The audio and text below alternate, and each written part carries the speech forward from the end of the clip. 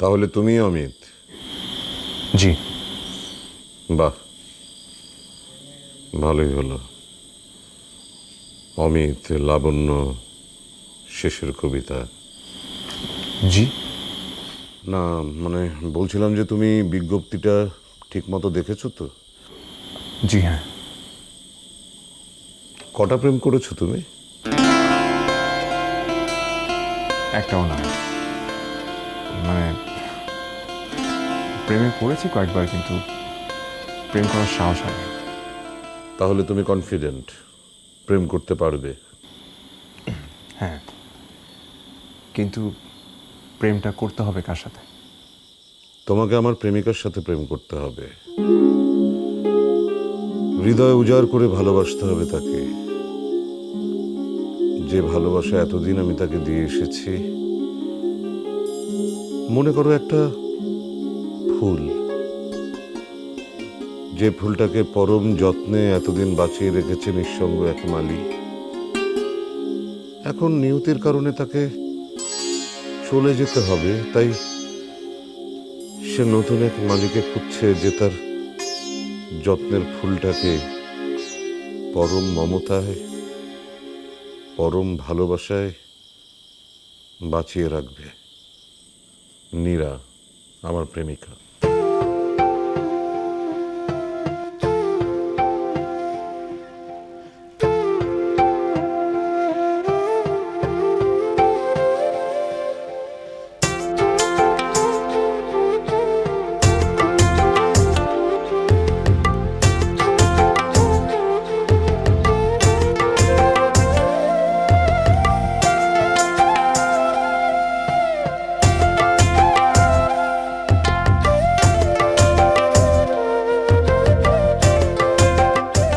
আচ্ছা, উনি কে?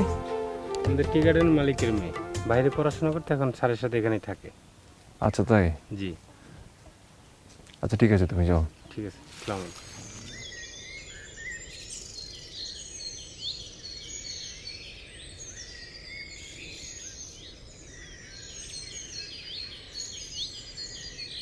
Excuse me,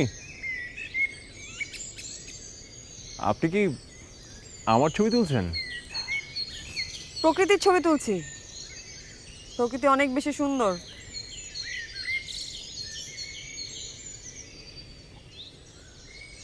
ও, তার মানে আপনি বলতে চাইছেন আমি সুন্দর না, মানে আমি প্রকৃতি না?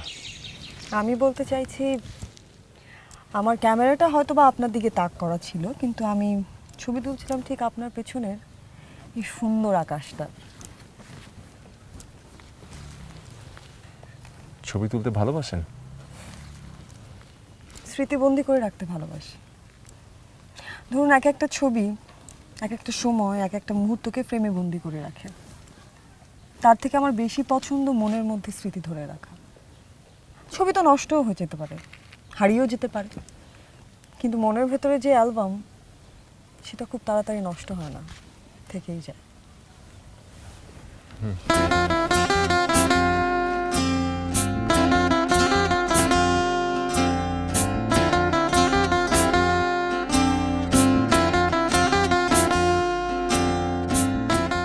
তো শহরে পড়াশোনা শেষ করে সরাসরি চা বাগানে?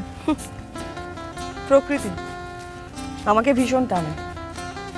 শহরে এই জঞ্জালে জ্যামে আটা পরিবেশে আমার দম বন্ধ হয়ে আসে। তাছাড়া বাবাকেও একটু সাহায্য করা হলো। লক্ষ্মী মেয়ে। আমার না হয় বাড়িঘর এখানে, আপনি এখানে কি করছেন? মানে শহরে চাকরি রেখে এখানে এসেছেন কি মশার কামড় খেতে? না, ওই যে প্রকৃতির টানে। আমারও প্রকৃতি খুব ভালো লাগে, তাই তো শহরের গদবাঁধা কর্পোরেট চাকরি ফেলে এইখানে চলে আসছি কেরানিগিরি করতে। ম্যাম, আপনি তো ওদিকে যাচ্ছেন, স্যার আপনার বাসা দিয়ে যাবে, চাইলে আপনি স্যারের গাড়িতে যেতে পারেন। হ্যাঁ, যেতে পারেন। ঠিক আছে, তুমি যাও। আসসালামু আলাইকুম। ঠিকঠাক গাড়ি চালাতে পারেন তো? অতটা অকর্মণ্য না আমি যে আপনাকে খাদে ফেলে দিব। অবশ্য যদি আপনার সৌন্দর্যে বিমোহিত হয়ে একটা অ্যাক্সিডেন্ট হয়ে যায়, আমার কিছু করার নেই। দেখুন, আমার কিন্তু অনেক স্বপ্ন। বিয়ে করিনি, সাবধানে চালাবেন, হ্যাঁ? আসুন।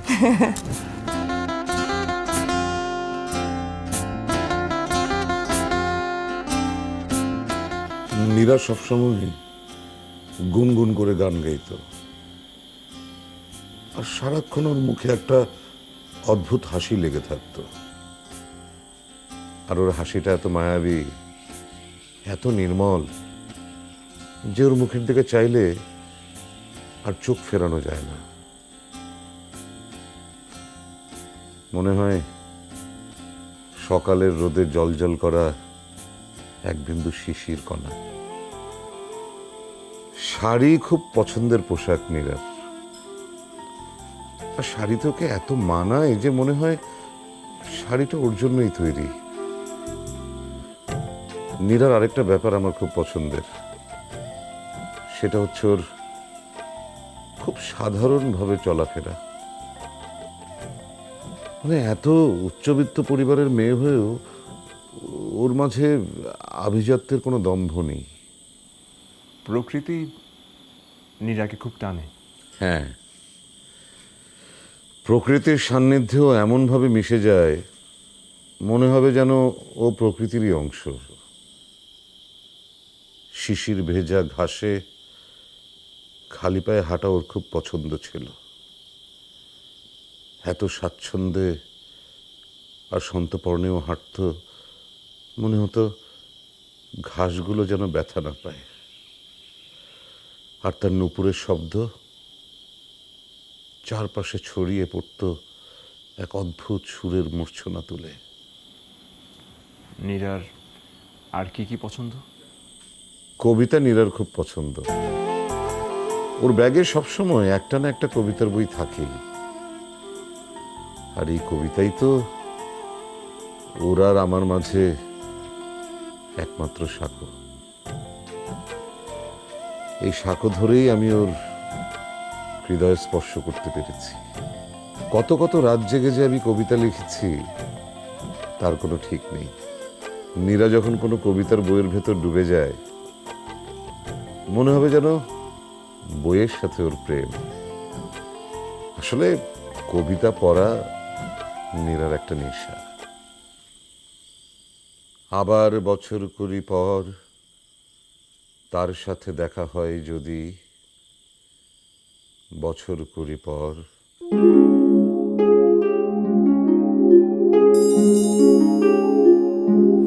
হয়তো ধানের ছড়ার পাশে কার্তিকের মাসে, তখন সন্ধ্যার কাক ঘরে ফেরে, তখন হলুদ নদী নরম নরম হয় স্বর কাশ হোগলায় মাঠের ভিতরে। অথবা নাইকো ধান খেতে আর ব্যস্ততা নাইকো আর, হাঁসের নিড়ের থেকে খড়, পাখির নিড়ের থেকে খড় ছড়াতেছে মনিয়ার ঘরে রাত, শীত আর শিশিরের জল।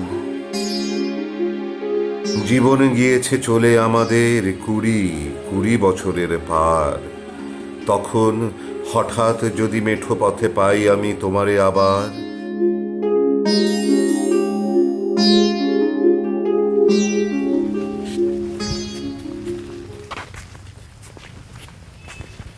আচ্ছা, সত্যি সত্যি যদি আমাদের 20 বছর পরে দেখা হয়, তখন কি তুমি আমাকে চিনতে পারবে? 20 বছর কেন, 20 শতাব্দী পরে দেখা হলে আমি তোমাকে চিনতে পারবো। কি করে সম্ভব? তখন তো এই চেহারা পাল্টে যাবে, চুলে পাক ধরবে, দাঁত পড়ে যাবে, চোখের নিচে ভাঁজ পড়বে, বয়সও বাড়বে। কেমন করে চিনবে? শোনো নীরা, মানুষের বয়স বাড়লেও মানুষের মনের বয়স বাড়ে না। মানুষের অধিক বয়স হয়ে গেল মানুষের ভেতরে সবসময় একটা শিশুতোষ মন থাকে। আচ্ছা, ছোটবেলায় তোমার সবচেয়ে পছন্দের স্মৃতি কি?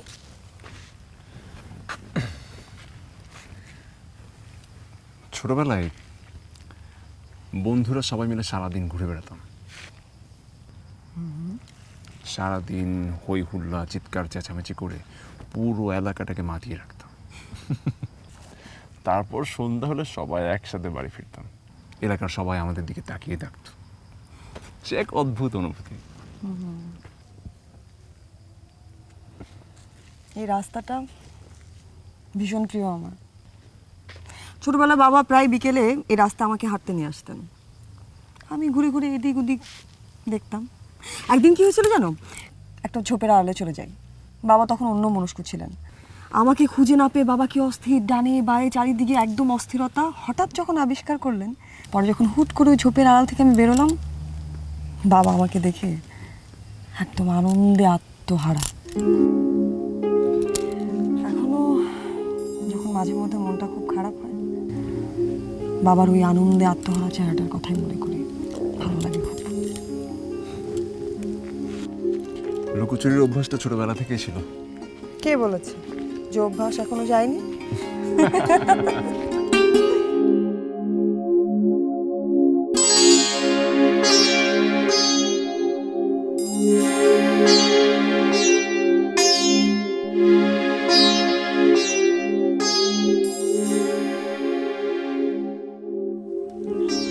এই সুন্দর শাড়িটা পরে আসার জন্য থ্যাঙ্কস। শাড়িটা তো আমি তোমার জন্য পরিনি। তাহলে আমার ইচ্ছে হয়েছে তাই পরেছি। যে কারণেই পড়ো না কেন, মেয়েরা যখন সাজে তখন অন্যকে দেখানোর একটা প্রবণতা থাকে। মেয়েরা কখনো নিজের জন্য সাজে না, তার রুমের আয়নাটা সেটা সাক্ষী। বাবা, মেয়েদের সাইকোলজি নিয়ে তো অনেক গবেষণা শুরু করে দিয়েছি ইদানিং। না না না, মেয়েদের সাইকোলজি অনেক কঠিন, যেটা বাস্তব সেটাই বললাম।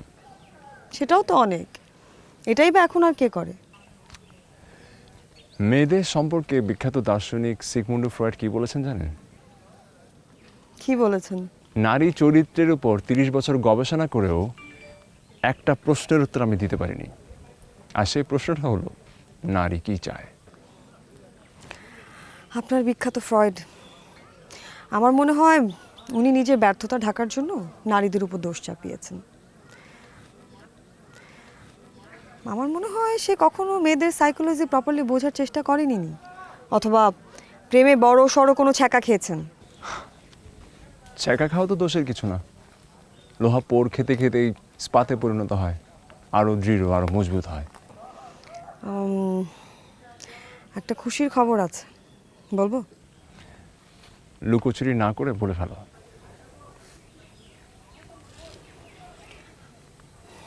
আমার বিয়ে ঠিক হয়েছে। কাল ছেলে আসবে আমাকে দেখতে।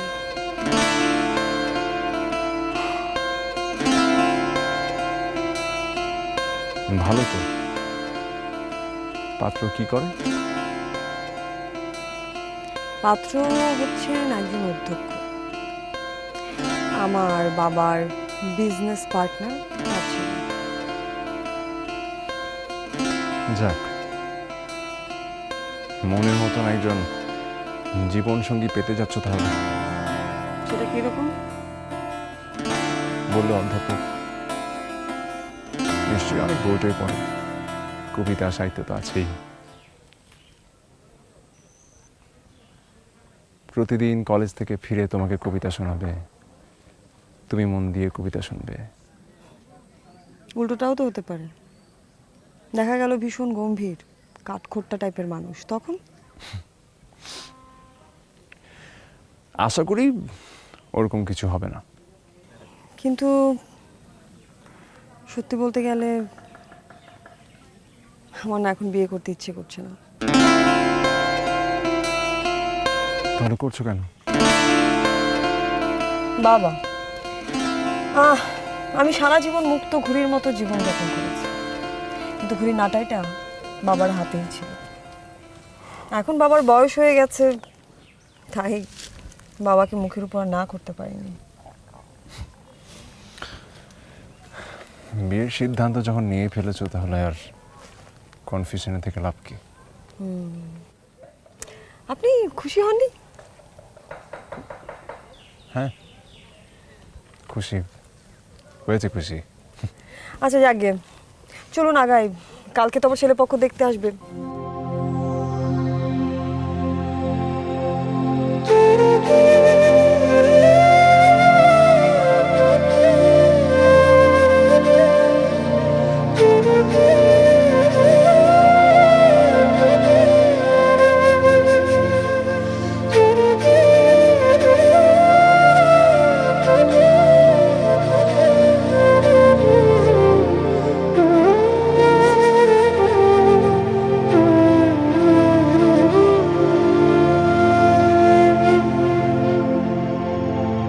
সেই ছোটবেলায় তোমাকে দেখেছি এই টি গার্ডেনে হাঁটাহাঁটি করতে। এখন তো অনেক বড় হয়ে গেছে। জি জি। আচ্ছা, কাজে কোথায় আসি, আমাকে 30 মিনিট পরে বেরিয়ে যেতে হবে। তুমি তো জানো আমি ফিজিক্সের টিচার, সো আমার কাছে সময় নেই। আচ্ছা, তুমি কি স্টিফেন হকিংয়ের ব্রিফ হিস্ট্রি অফ টাইম এই বইটা পড়েছো? কি? আরে তাত্ত্বিক পদার্থবিজ্ঞানের মধ্যে এই বইটা হচ্ছে সবচেয়ে ভালো। আরে হকিং এই বইটি দেখিয়েছেন যে মহাবিশ্বের যেমন শুরু নেই তেমনি শেষও নেই। মহাবিশ্বের শুরু বা শেষ আছে কিনা জানি না, কিন্তু এটাই মনে হয় আপনার সাথে আমার শেষ দেখা। কিছু বললে? জি, না মানে আপনি কবিতা পড়েন? কবিতা? হ্যাঁ, কবিতা পড়ার মতো কোনো বিষয় নাকি? এত এত কবি সবগুলো চাঁদকে নিয়ে বানিয়ে বানিয়ে কবিতা লিখে। চাঁদের কি কোনো সৌন্দর্য আছে? নেই কিন্তু। আরে চাঁদের তো নিজস্ব কোনো আলোই নেই, মাটিগুলো হচ্ছে এবড়ো থেবড়ো, সেখানে কোনো প্রাণী বাস করতে পারে না। তুমি বলো, এমন একটা প্রাণহীন জায়গার সাথে কোনো বোকা মানুষ ছাড়া তার প্রেমিকার তুলনা করতে পারে? নীল আর্মস্ট্রং অবশ্য এই ভুলটা করেননি। না মানে ওগুলো তো প্রতীকী অর্থে বলা হয়েছে। আরে প্রতীকী জিনিসটাই তো বাকওয়াজ। মনে করো সব কিছুর একটা ব্যাখ্যা থাকতে হবে। এই যে তুমি আমি গল্প করছি, সময় পার করছি, তারও একটা ব্যাখ্যা আছে। ফিজিক্সে কিন্তু প্রত্যেকটা বিষয়ে ব্যাখ্যা আছে, ব্যাখ্যা ছাড়া কোনো কিছু নেই। আপনার কোনো শখ নেই? শখ? শখ মানে মানুষের কত রকমের শখ থাকে না, এক একজনের এক এক রকম। ও, ফিজিক্সে আমার একমাত্র ইন্টারেস্ট।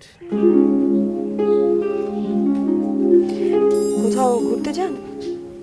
যাই, যখন বোরিং ফিল করি যাই। আপনার গান পছন্দ? না, গান খুব একটা আমার শোনা হয় না। ফিউচার নিয়ে আপনার কোনো প্ল্যানিং নেই? হ্যাঁ, অবশ্যই আছে। একটা সরকারি কলেজে চাকরি নিব, বিয়ে শাদী করব, বাচ্চা কাচ্চা হবে, এই তো। খুবই ভালো প্ল্যান, সুন্দর।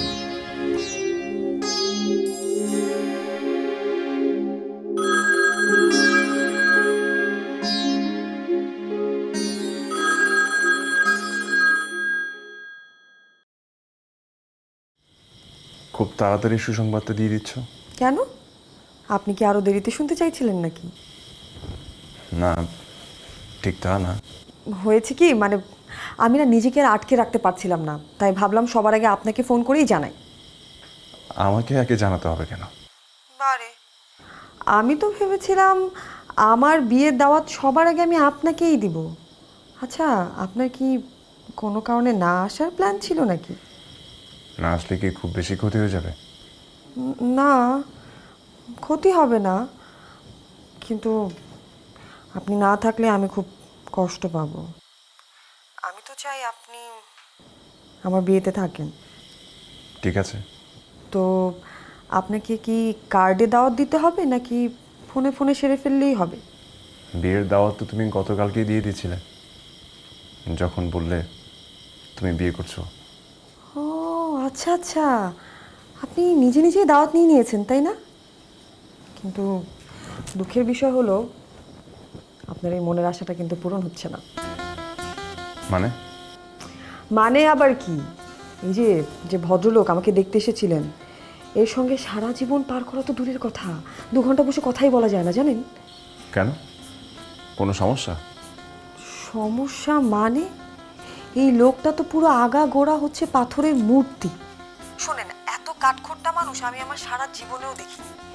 মরুভূমিতেও পদ্মফুল ফোটানো সম্ভব, কিন্তু ওনাকে পরিবর্তন করা সম্ভব না। এমন মানুষের সঙ্গে সংসার জীবনেও না।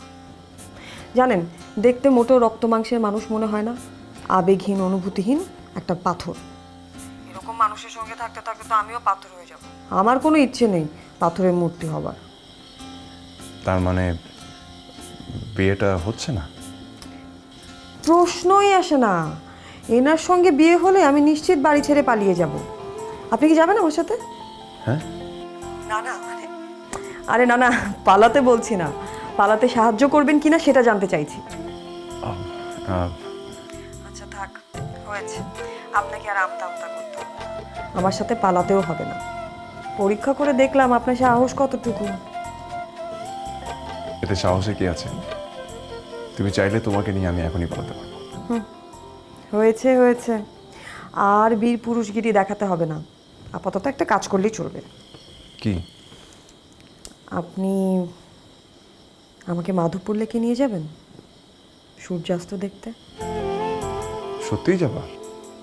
ও মা, মিথ্যে বলবো নাকি? ঠিক আছে, ঠিক আছে, কাল দেখা হচ্ছে তাহলে সন্ধ্যায়। মনে থাকে যেন।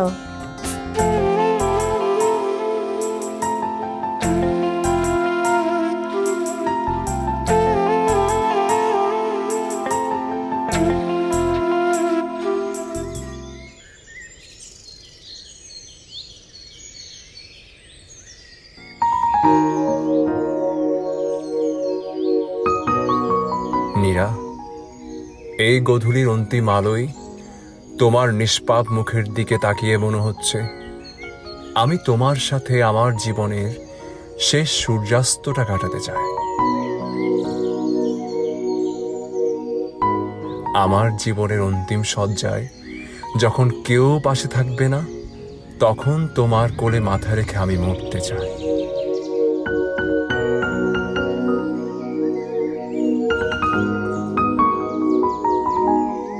নীরা, এই আসন্ন সন্ধ্যাকে সাক্ষী রেখে গধূলির ম্লান আলোয় নিশ্চুপ প্রকৃতির মাঝে দাঁড়িয়ে তোমাকে বলতে চাই, আমি তোমাকে ভালোবাসি নীরা, আমি তোমাকে ভালোবাসি।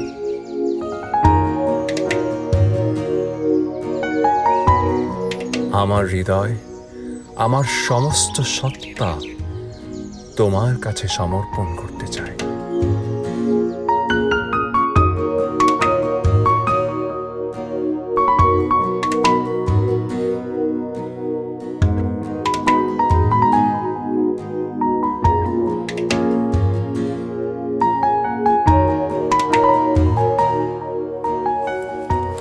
খুলতে সাহায্য করো।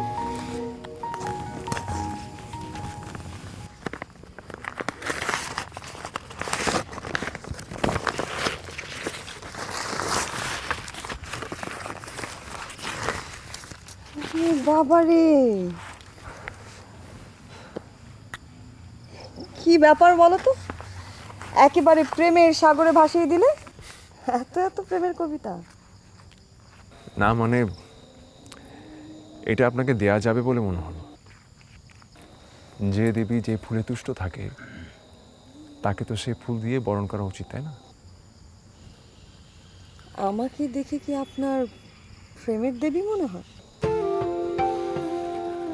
আপনাকে প্রেমের দেবী হিসেবে কল্পনা করতে আমার খারাপ লাগছে না। থাক থাক, আর বলতে হবে না, এমনিতেই প্রেমের জোয়ারে ভেসে যাচ্ছি। কীরকম? এই যে এত এত প্রেমের কবিতা পড়ে তোমার কি হবে বলেন তো? কেন, আপনার মধ্যে কি প্রেমের অনুভূতি নেই? অনুভূতি আছে, কিন্তু সেটা প্রকাশ করার মতো মানুষটা তো নেই। হয়তো পেয়ে যাবেন।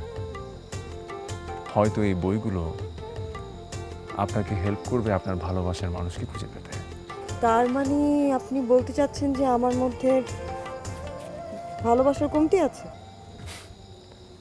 আপনার হৃদয়ে ইতিমধ্যে ভালোবাসার কলি অঙ্কুরিত হয়েছে, শুধু প্রস্ফুটিত হওয়া বাকি। বারে, প্রেমের দেবী থেকে একেবারে ভালোবাসার ফুল বানিয়ে ফেললেন। প্রেমের প্রতীক হিসেবে আপনি কিন্তু খারাপ না। ঠিক আছে, এবার কথা কম বলি, আমরা একটু প্রকৃতিটাকে অনুভব করি। আপনি নিজেই তো একটা প্রকৃতি, সুন্দরের অংশ, আর সুন্দর মানেই প্রকৃতি। মানুষ সুন্দরের প্রেমে পড়ে কেন? মানুষ আসলে সুন্দরের প্রেমে পড়ে না। মানুষ যখন প্রেমে পড়ে তখন তার কাছে জিনিসটা অনেক সুন্দর বলে মনে হয়। দারুণ বলেছেন তো, এভাবে তো এর আগে কখনো ভেবেই দেখিনি। মানুষ যখন প্রেমে পড়ে, প্রেমে পড়া মানুষের মধ্যে একটা থার্ডের জন্ম দেয়, যে চোখের বিভিন্ন পয়েন্ট অফ ভিউর মাধ্যমে সে তার প্রেমিকাকে প্রতিদিন নতুন নতুনভাবে আবিষ্কার করে। আর যার কারণেই ভালোবাসার মানুষটাকে দিন দিন আরো সুন্দর লাগতে থাকে। এই যে বুঝে গেছেন। আপনার কারণে।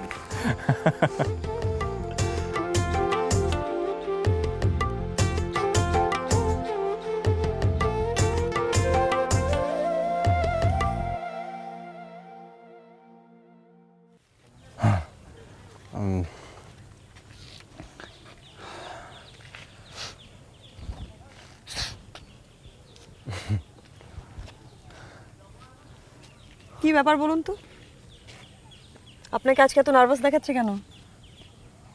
কই না তো। না না না, আপনাকে দেখে মনে হচ্ছে আজকে হয় আপনার পরীক্ষার ফল বেরোবে, না হলে আপনি পরীক্ষা দিতে যাবেন। এত ঘামাচ্ছেন কেন? ও এমনি না, তেমন কিছু নয়।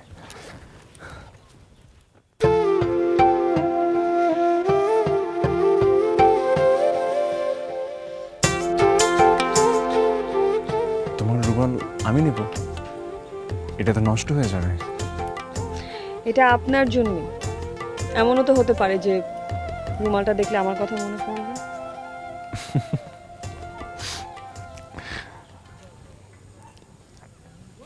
তোমার কথাই যদি আসি, তাহলে বলবো কোনো বস্তুতে কখনো কারো স্মৃতি ধরে রাখা যায় না। স্মৃতি ধরে রাখতে হয় মনে।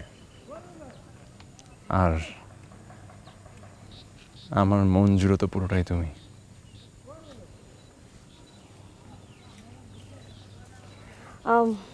কি যেন বলবেন বলছিলেন, কি জরুরি কথা? হ্যাঁ, জরুরি কথা, কিন্তু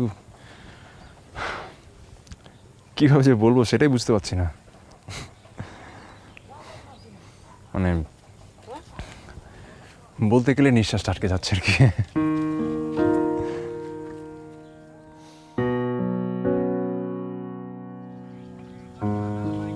আমি বলছি না ভালোবাসতেই হবে, আমি শুধু চাই কেউ একজন আমার জন্য অপেক্ষা করুক, শুধু ঘরের ভেতর থেকে দরজা খুলে দেবার জন্য। বাইরে থেকে দরজা খুলতে খুলতে আমি এখন ক্লান্ত।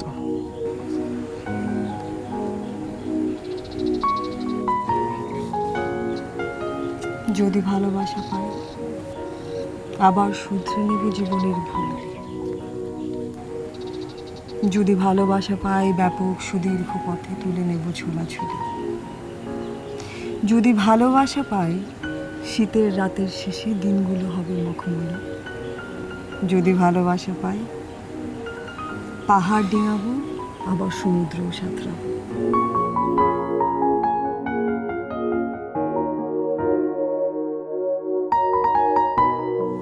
আমি তোমাকে ভালোবাসি নীরা।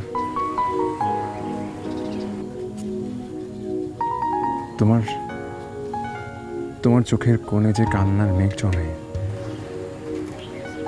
আমি আমার ঠোঁটের মরুভূমি দিয়ে তা চুষে নিতে চাই।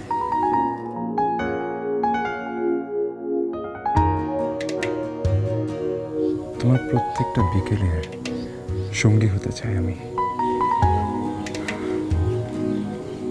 আমার মনের প্রাসাদে শুধু তোমার আধিপত্য।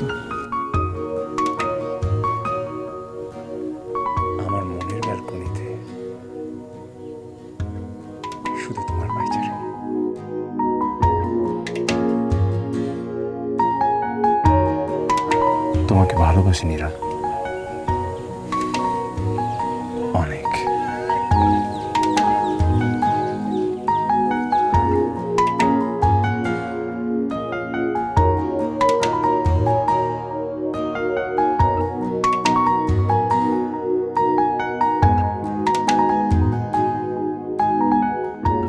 আমার যখন খুব মন খারাপ থাকে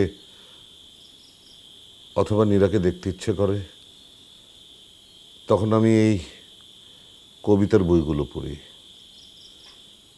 প্রতিটি কবিতায় আমি নীরার উপস্থিতি অনুভব করি, ওর নূপুরের শব্দ শুনতে পাই, ওর হৃদয়ে ভোলানো হাসি আমার কানে বাজে। নীরা এখন কোথায় আছেন?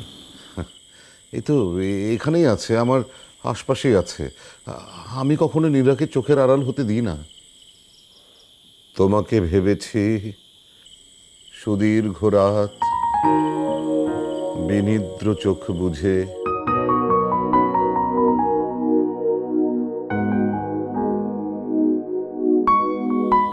অনেক হেঁটেছি শহরের পথে, পাইনি তোমাকে খুঁজে।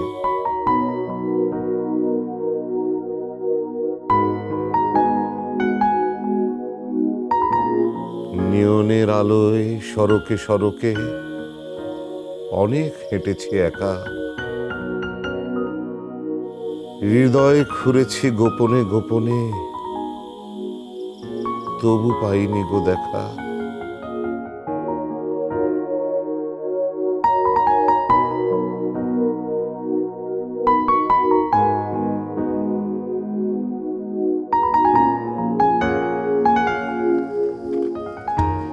এদিকটায় দাঁড়াও তো।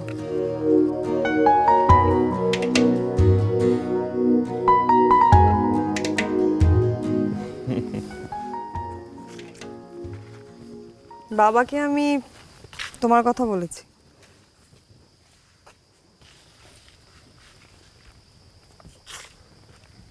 কি বলো, রাগ করেনি? একটু রাগ তো করেছেন, তাকে না জানিয়ে তার হবু জামা তাকে বেছে নিয়েছে। ভয় পাচ্ছ যদি না করে দেয়? ভয় তো একটু পাচ্ছি, ওনার মেয়েকে যদি আমার সঙ্গে বিয়ে দিতে রাজি না হয়। দেখো, তার রাজি হওয়া বা না হওয়াতে কিছু আসে যায় না। এটা সত্য, আমি তার মতামতকে ভীষণ সম্মান করি। মেয়ে হিসেবে আমাকে বড় করেছেন। সারা জীবন আমি কার সঙ্গে থাকবো না থাকবো সেটা তিনি জানতে চাইতেই পারেন, কিন্তু নির্ধারণ করার অধিকার তার নেই। আর আমি তো খুব ভালো মতো করেই জানি আমি কার সঙ্গে সবচেয়ে বেশি খুশি থাকবো। আর যদি না করে দেয়? পালিয়ে যাব? সাহস নেই? পালাতে পারবে না? সাহস তো অবশ্যই আছে। তুমি চাইলে ওই আকাশের চাঁদটাকে ডিমের অমলেট বানিয়ে তোমার প্লেটে এনে দেবো। ইস, বীর পুরুষ, দেখা যাবে কত সাহস আছে।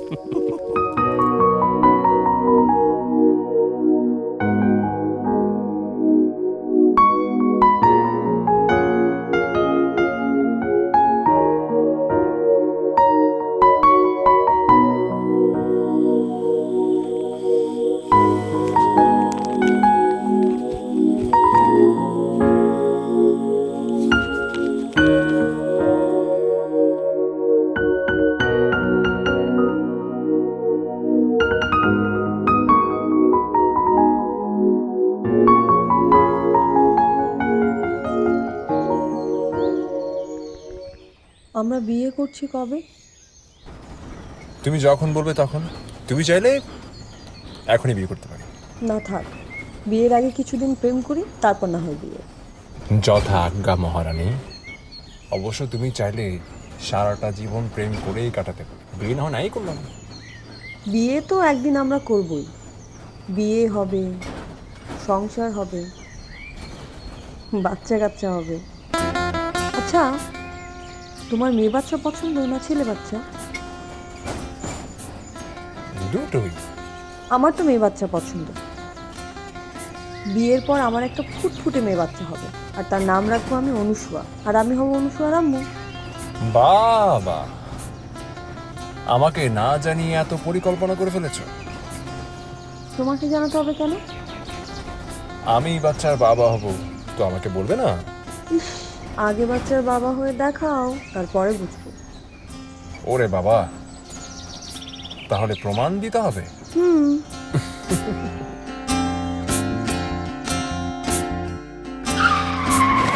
প্রথম যেদিন নীরার সাথে আমার দেখা হয়, ও জানতে চেয়েছিল আমি ড্রাইভিং পারি কিনা। আমি সেদিন খুব বাহাদুরি দেখিয়েছিলাম, অথচ শেষ পর্যন্ত আমার হাতেই ওর মৃত্যু হলো। অনেক স্বপ্ন ছিল নীরার, বাচ্চা হবে, বাচ্চার নাম রাখবে, আরো আরো কত কি। কিন্তু আমার হাতেই সবকিছু শেষ হয়ে গেল।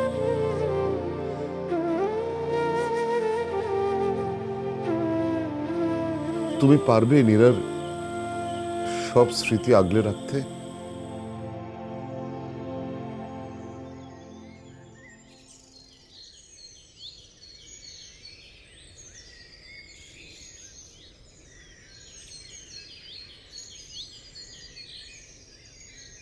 একটা মানুষ এতটা ভালোবাসতে পারে কিভাবে?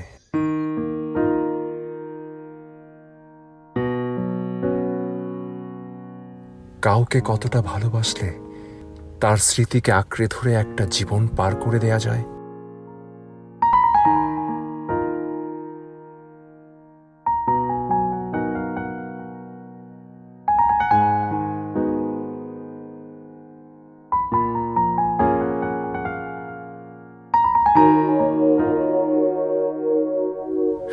মীরা, আজ থেকে তুমি আমারও প্রেমিকা। কিছুতেই তোমার স্মৃতিকে মুছে যেতে দেব না। তোমার প্রেমিক যে স্মৃতিকে এতটা বছর ধরে লালন করে এসেছে, আজ থেকে তার টিকিয়ে রাখার দায়িত্ব আমার।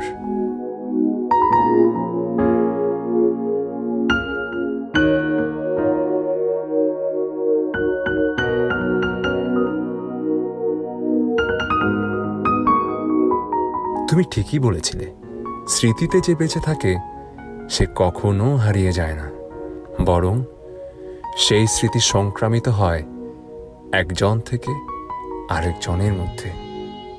স্মৃতি বড় জীবন্ত।